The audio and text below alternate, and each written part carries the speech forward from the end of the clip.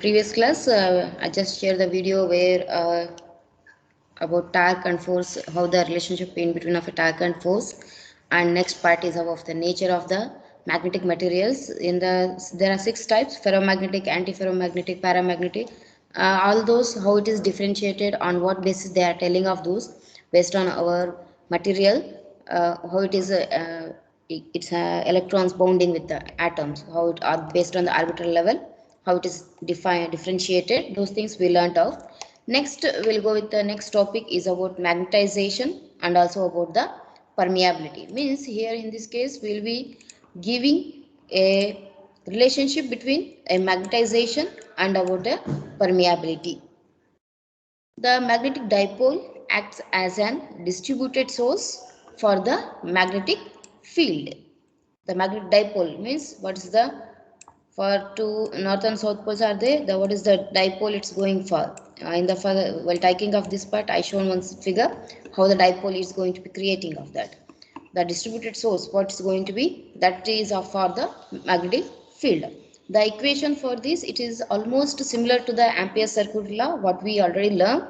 Know of that, that is integration, closed integration about our H, that is magnetic field intensity dot dl, that's going to be equals to the current only. The current, however, will be the movement of a bound charges, that is about charges are about orbital electrons or else electron spin or else a nuclear spin based on this, and the field which has the dimensions of h1 will be called as the magnetization. Observe here, magnetic field, H is the magnetic field intensity, M is the magnetization. The whole process what we telling, that is nothing but our magnetization. The current produced by the bound charges is called a bound current or else a Amperian current. Let me define for the magnetization M. If I am going to represent M with a arrow, means it is indicating that it is having a vector quantity. In terms of the magnetic dipole moment, the dipole moment, it is represented with the small m, and the magnetization with the capital M. That is the differentiation with the small m and to the capital M. And the bounded current, here it is taken as IB, then circulates around the closed path with a differential surface of the surface area is taken as ds, establishing a dipole moment in terms of ampere meter square. How it is going for the equation for dipole moment, magnetic field dipole moment. Magnetic dipole moment is going to be, or else magnetic moment also we can call of this. M is going to be equals to IB into ds with that area. If there are n magnetic dipoles, it's not that only 2 points are there, it is if it is having n magnetic dipoles per unit volume, and considering a volume of delta V, then the total magnetic dipole moment is found by a vector sum, that is M total is going to be equals to summation I varying from 1 to n times of that volume delta V, that's going to be of Mi. This is what the total sum we are going for. Then each of the Mi, means magnetic moment, may be different. Then defining for the magnetization, it's going to be in terms of the magnetic dipole moment for per unit volume. Magnetization in terms of a magnetic dipole moment per unit volume is going to be M is this is M is going to be equals to limit delta V tends to 0, 1 divided by delta V, summation of the whole thing it is taken here. Summation I varying from 1 to n delta V of Mi. This unit what we taken, it is same as for the electric field magnetic field intensity, that is H, where amperes per meter is the unit. Then let considering the effect of some alignment of a dipole, magnetic dipole, as a result of the application of the magnetic field. The alignment is taken here. This is each of the magnetic dipole how it is taken here. The alignment along the closed path a short portion of which is shown in the figure. This is what the figure is showing for us. A small part if I am going to take of this. This is whole is called as a surface defined by the closed path. The whole of that one element I am going for. This is the alignment how it is taken for the each charge. For across this element the current is of IB bounded current with the surface of DS. The here it is my movement what is going for, that is M is going to be I into ds with an angle of theta. So for each of the filament it will be the same. Then figure shows a several magnetic movement, each of is of a magnetic movement what is going for, that makes an angle theta with the element of the path. What is the path it's taken is of dl. Each movement consists of a bound current. For each it is represented. This the arrow is representing the current direction IB circulating about the area of ds. Each is of a is one part is of ds. Here is again ds. Here it is again is n. When I am going to derive this part, I am taking one part of that. Considering a small volume, for this it is taken as ds cos theta with respect to theta into dl, or else I can write in terms of dot product, that is ds dot dl, within which there are n, because n number of are there, for that reason n ds dot dl magnetic dipoles. If I am writing for 1, I can write as ds dot dl. If I am going to represent for n such magnetic dipoles, then I can use of n into ds dot dl. In changing from random orientation to this partial alignment, here it is shown as in a straight line it is aligned, but in if I go with the one volume, each of it is in a randomly, it's not in a alignment. Okay, wherever it is there it is shown, but what's the example we take up, the each of the dipole it is in a arranged fashion. That's what here telling. In changing from random orientation to this partial alignment, the bound current crossing the surface enclosed by the path, it's going to be increasing by IB for each of the n into ds dot dl of the dipoles. As current increases, the product also is going on increasing. It's directly proportional. That's what meaning here. Then dIB is going to be equals to n into IB ds dot dl, that is nothing but m dot dl. Therefore, and within an entire closed counter, IB is going to be equals to what now? If I take in terms of integration, closed integration, m dot dl. Equation is represents that around the closed path and finding the dipole moments, there will be a corresponding current composed of. A small example here it is taken as orbiting electrons across the interior surface. How it is moving. For this here, how the arbitrary, the arbitrary levels, how it is going for, it's going on moving of that. Then the expression what we taken, it is similar to the Ampere circuit law. If I go with Ampere circuit law, what it's telling for us, H dot dl is going to be equals to I. What we got from here, it is of, here also way same, but instead of H, here it is of M. It is similar for that reason. Then the relationship between the flux density and to the magnetic field intensity, so that it applies to the media other than free space. If you should not consider for the free space, other if it is the whatever the elements of materials we are going to fix, it should be in a some medium. Then the Ampere circuit law in terms of a total current, what I can write here, H I can write in terms of our B, the relationship, that is, instead of H it's there in Ampere circuit law, I can write here as B flux density divided by mu naught dot dl, that is going to be equals to IT. Then this is total current, where IT is nothing but the bounded current plus to the total current what is flowing. Therefore I is the total free current enclosed by the closed path, is a free current. IT is the total current, bounded current, free current enclosed by the closed path. Then note that The free current appears without a subscript, means it is not given any subscript here, since it is the most important type of current and will be the only current appearing in the Maxwell's equation. Or in the Maxwell's equation, what the current we have taken, there we are not going to be taking any total current or bounded current. The free current we call that term. The expression for the free current enclosed I is going to be equals to what? Based on this, I can write here IT minus IB, that is nothing but integration, closed integration B divided by mu naught minus M dot DL.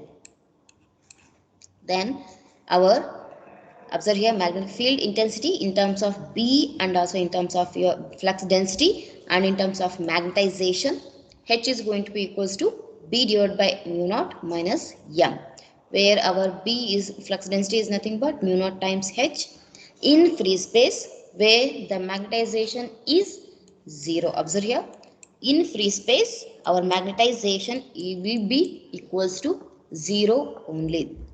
Then this relationship usually written in the form to avoid the sign function. Therefore, I can write the equation as B, that is flux density, is going to be equals to mu naught times H, that is our magnetic field intensity, and magnetization H plus M.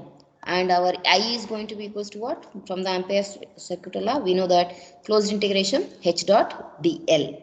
It is in terms of a free current only. The I what we taken is of a free current.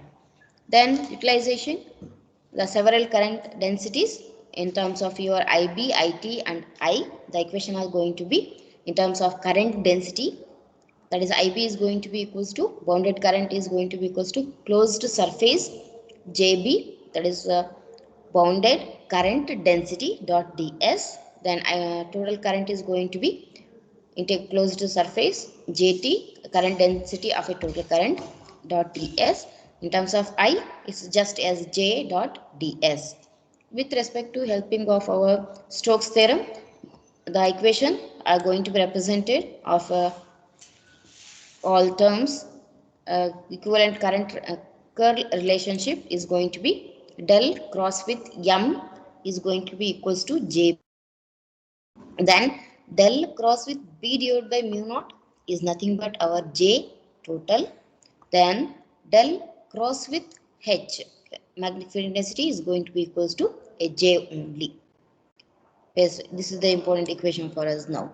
Then the relationship between magnetic field intensity, then this is electric field intensity, flux density, then our H is of magnetic field intensity, and magnetization may be given for linear isotropic media, where the magnetic susceptibility of xi m is taken, that is M is going to be equal to xi m times of H, that there where our flux density is going to be equals to mu naught times of H plus xi m of H.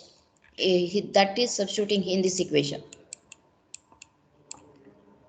Then that is nothing but mu naught into mu r of H, where our mu r is nothing but 1 plus xi m, where it is defined as the relative permeability, that is mu r. The permeability mu is nothing but it's going to be mu naught into mu r. The relationship between B and H, I can write it as our flux density is going to be mu times of H. In terms of matrices, where I can substitute for Bx, if I want to find out, I can write the equation as mu xx hx plus mu xy hy plus mu xz into hz. In the same way for the by and also for the bz. If you are going for the problem, it may help for us. For that reason, I just taken off the matrix form equation for in terms of our B, mu and H. This is about what is the relationship between our magnetization, what it is going to be telling for us, and about our permeability equation. Next, we are going for a boundary condition. In the previous modules what we taken, we already know about what is the boundary conditions in between of a conductors and also about the dielectrics. Here also a different medium in terms of a magnetic field. Here we are going to be taking about our where permeability is going to be changing.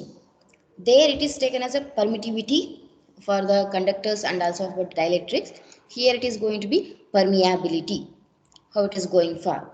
That is about next topic is about magnetic boundary conditions. Here the figure is shown.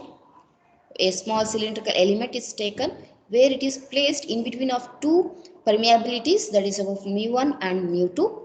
A small element here it is taken. This is about magnetic field density. Here about flux density, how it is varying. Uh, with an area here for the cylindrical surface, it's taken as delta S. Here the length in between of two, it's taken as delta L. This is a normal, that is A and 2 within of 2 boundary. This is what the figure it is showing for us. The figure shows a boundary between the two isotopic. The condition is of isotopic homogeneous medium. We are not preferring for heterogeneous. Here it is specified for homogeneous linear material. With the permeabilities, here it is taken as mu1 and mu2.